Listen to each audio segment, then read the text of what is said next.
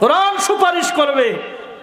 কাকে সুপারিশ করবে? যে কোরআনকে মহব্বত করে, কোরআনকে সিনায় ধারণ করে, কোরআনে করিমের তেলাওয়াত সদা সর্বদা আল্লাহর কোরআনের তেলাওয়াত জারি রাখে, কোরআন শরীফের আমল সকাল বিকালের আমল করে।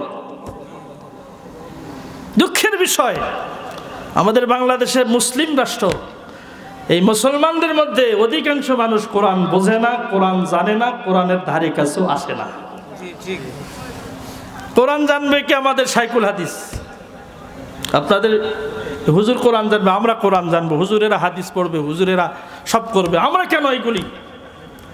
আপনারা বলেন, কোরআনের জ্ঞান অন্বেষণ করা কি ফরজ না নফল? তালাবুল ইলমি ফারিদাতুন আলা কুল্লি মুসলিম। মুসলমান যিনি, তার উপরেই কোরআনে কারিমের জ্ঞান, নবীজির হাদিসের জ্ঞান, ইলমে দ্বীনের জ্ঞান শিক্ষা করা ফরজ না নফল? আল্লাহ বলেন, এই কোরআন আমি আসমানকে দিতে চাইছিলাম। আসমান বলে, আল্লাহ আমার কোনো খুঁটি নাই, আমি খুঁটিহীন অবস্থায় আছি, তোমার কোরআনের ওজন সইতে পারবো না।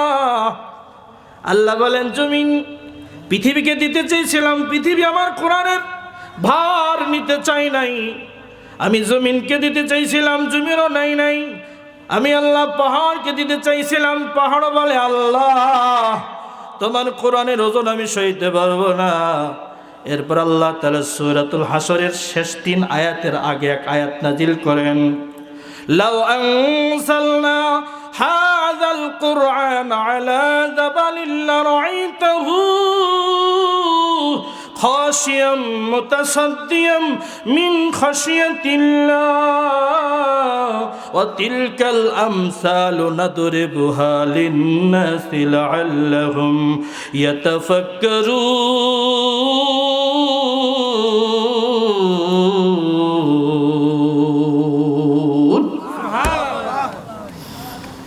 আল্লাহ বলেন, লাউ আনজালনা হাযাল কুরআন আলা জাবাল, আলা জাবাল, আমি আল্লাহ এই কোরআন শরীফ পাহাড়ের উপরে দিতে চাইছিলাম। পাহাড় বলে, আল্লাহ তোমার কোরআন যদি আমার উপরে নাজিল করো, তুমি যে এর নাজিল কর্তা, তুমি যে এর মালিক আর খালিক, এই ভয়ে আমি কোরআনের ওজন আমি নিতে পারবো না, তোমার ভয়। আল্লাহ বলেন, পাহাড় আমার ভয়ে, কোরআনের জিম্মাদারি নাই। আর আল্লাহ বলেন, আমি যদি কোরআনের পাহাড়ের উপরে কোরআন নাজিল করতাম, পাহাড় আল্লাহর ভয়ে খান হয়ে যেত। শাহ ওলিউল্লাহ মুহাদ্দিস দৌলভী রহমতুল্লাহি আলাইহির কাছে একজন খ্রিস্টান আইসা কয়, হে মুসলমানদের নেতা, তোমাদের ধর্ম হলো ভিক্ষা করা ধর্ম। তোমরা যে মসজিদ মাদ্রাসা বানাও, ভিক্ষা করে মসজিদ মাদ্রাসা বানাও, তোমাদের ধর্মের চাইতে আমাদের ধর্ম উত্তম। কারণ আমরা খ্রিস্টানেরা আস্থার ধারে ধারে মানুষের কাছে কোনো সাহায্য চাই না। আমরা নিজ অর্থায়ন দিয়া আমরা গির্জা বানাই। আমাদের ঈসা নবীর উপরে যে কিতাব আল্লাহ নাজিল করছেন, তোমাদের কোরআনের চাইতে আমাদের বাইবেল শক্তিশালী। তোমাদের কোরআনের চাইতে আমাদের বাইবেলের পাওয়ার বেশি। শাহ ওলিউল্লাহ মুহাদ্দিস দৌলভী রহমতুল্লাহ আলাইহি বলেন, খ্রিস্টান তুমি কি বললা? আল্লাহর কোরআনের চাইতে কি তোর বাইবেলের পাওয়ার বেশি? আমাদের ধর্মের চাইতে কি তোর ধর্মের পাওয়ার বেশি? ঠিক আছে, তাহলে পাওয়ারটা কার বেশি আমাদের পরীক্ষা করার দরকার আছে না নাই? কার পাওয়ার বেশি? কোরআনের পাওয়ার বেশি না বাইবেলের পাওয়ার বেশি? জোরে বলেন। আমাদের ধর্ম সত্য ধর্ম না খ্রিস্টান ধর্ম সত্য ধর্ম? ইন্নাদ-দীনা ইনদাল্লাহিল ইসলাম। আমাদের ধর্ম কি ধর্ম? ইসলাম ধর্ম। আপনারা বলেন, ইসলাম ধর্ম সত্য না মিথ্যা? কার ধর্মের পাওয়ার বেশি? কার কিতাবের পাওয়ার বেশি? আল্লাহর কিতাবের পাওয়ার বেশি। বাইবেলও তো আল্লাহর কিতাব, কিন্তু বাইবেলকে আল্লাহ রহিত করে দিয়েছেন।